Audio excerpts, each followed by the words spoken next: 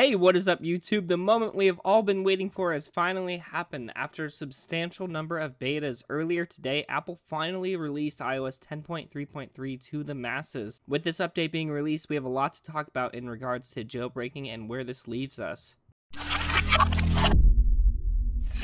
So as far as this jailbreak update goes, we are first going to talk about iOS 10.3.3 as an update itself, and then jump into some recent jailbreak news. As a recap, the iOS 10.3.3 update could be one of the last updates we see released for iOS 10. Thus, it is no surprise that Apple has centered this update around performance and security enhancements. The only outward-facing changes added to the OS are 3 new wallpapers added for iPad Pro users. The 3 wallpapers added in this update are as follows, but if you don't want to update to 10.3.3 just yet, and or if you don't have an iPad Pro 12.9 inch, you can easily find these wallpapers online by doing a quick Google search. Other than that, this update is focused entirely around under the hood improvements. These enhancements Apple has undoubtedly been very vague about and may never release the patch notes of what exactly they did change. But like I said, this video is mostly going to pertain to the current state of jailbreaking and what we are likely to see in the near future. With iOS 10.3.3 being released, we could undoubtedly see some exciting news coming to light in the next few weeks, potentially even a new jailbreak utility. That being said, I by no means suggest to update to 10.3.3 just yet, and if at all possible, stay on the lowest firmware that you can until a jailbreak is officially released to the public. Along those lines, Apple will soon be closing the signing window for iOS 10.3.2,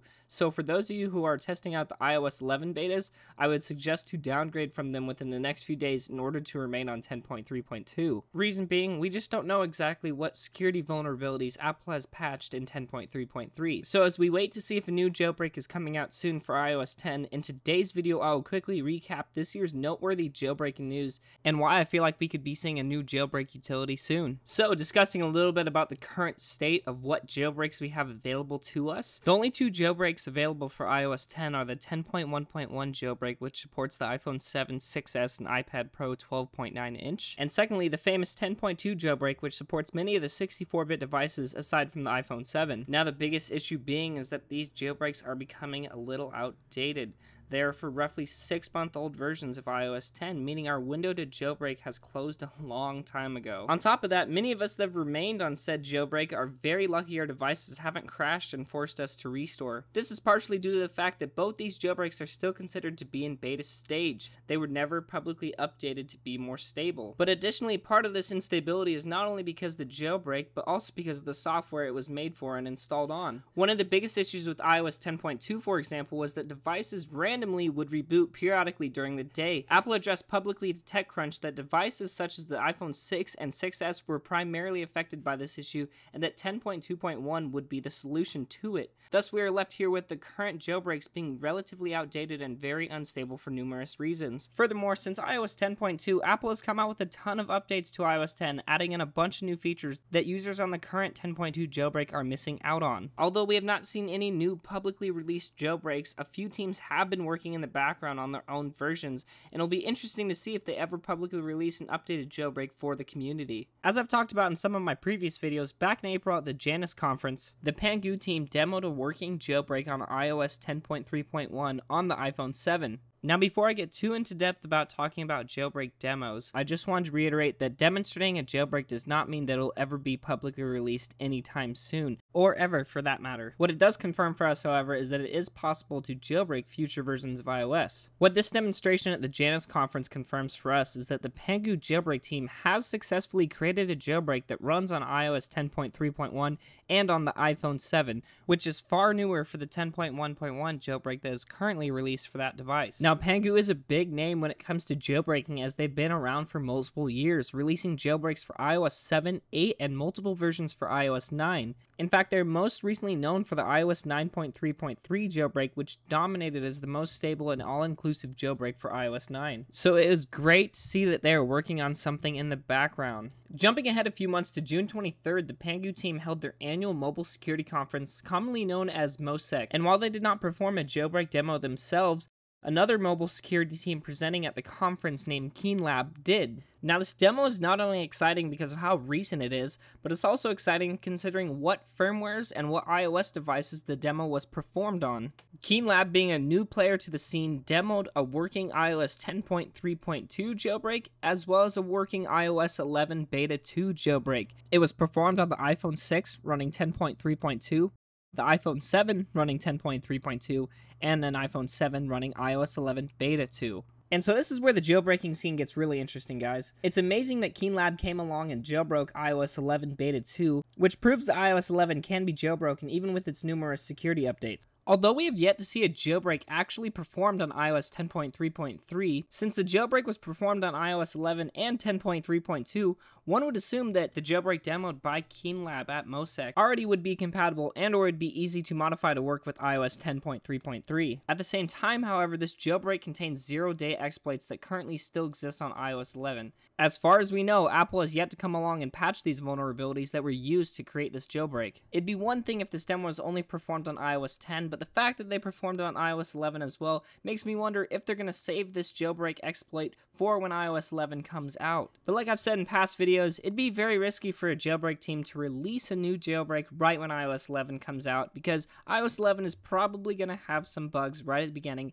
and Apple, whether there being a jailbreak or not, is probably going to come out with a few updates. It would not be that hard for Apple to throw in a patch for the jailbreak when they're already rolling out new updates just to fix things wrong with their current OS. Again, it'd make more sense to me if a jailbreak team was going to release a jailbreak now that 10.3.3 is out because of how stable it is. The stability would allow many users who want a jailbreak to stay on the jailbreak even well past when iOS 11 is released in the fall, just like many of us did with iOS 9 until an iOS 10 jailbreak came out. But an iOS 10 jailbreak didn't come out until January, which is months past when it was first released. Furthermore, it may be one of the last versions of iOS 10 that is created before Apple gears up for the launch of iOS 11. My point being, if we're ever going to see a jailbreak that's not considered to be in beta stage, it is now or never. Again, just to bring this back into the scope of things, no jailbreak has been confirmed for iOS 10. The only thing we have received is demos, and this is all just speculation. The biggest warning sign I see is that the latest jailbreak demoed, which is Keen runs on iOS 11, and if they release that now for iOS 10, Apple will indefinitely patch it before iOS 11 is released to the public. Thus, it is unclear at the time if this jailbreak is intended for iOS 10.3.3 or to be held until iOS 11 is released this fall, or if this jailbreak is going to see the light of day in the first place. But these demos are still very important. It proves the fact that future versions of iOS can be jailbroken still. And the fact that we have not only one but two teams working on separate jailbreaks leads me to be optimistic. Pangu has been a huge player in the jailbreaking scene since iOS 7. It would surprise me if they stop now and never release one for iOS 10. Comparing this to last year, it was right around this time when iOS 9.3.3 came out that Pangu felt the software was stable enough for them to release a jailbreak for. Looking at 9.3.3, it had 5 total betas released over a 3-month span between May and July of 2016. Again, Apple took a fair amount of time to release it, and we ended up with a very stable version of iOS that Pangu decided to release a jailbreak for. And that's why I'm putting such a big emphasis on iOS 10.3.3, because it is now or never. This is the best opportunity that we've had since iOS 9.3.3 came out last year for Pangu or for any other team to make and release a stable jailbreak. And lastly, it makes perfect sense that Keen did not release their current jailbreak for iOS 10.3.2 because Apple would have undoubtedly patched it with this new update. And like I said, iOS 10.3.3 has been in beta since May, so it's no secret that it was coming out eventually.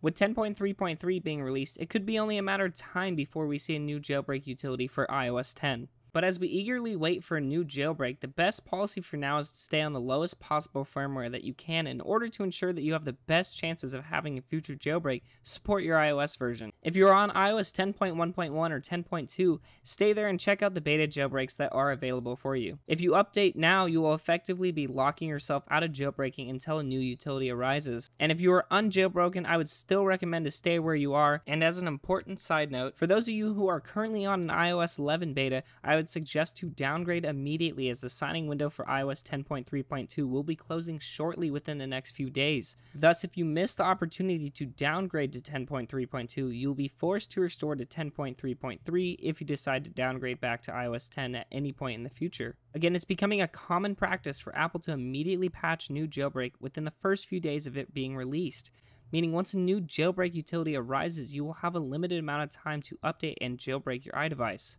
This just means for us in the jailbreaking community, we have to stay on top of when a new jailbreak utility might be coming out, and thus is one of the biggest reasons why we do this series.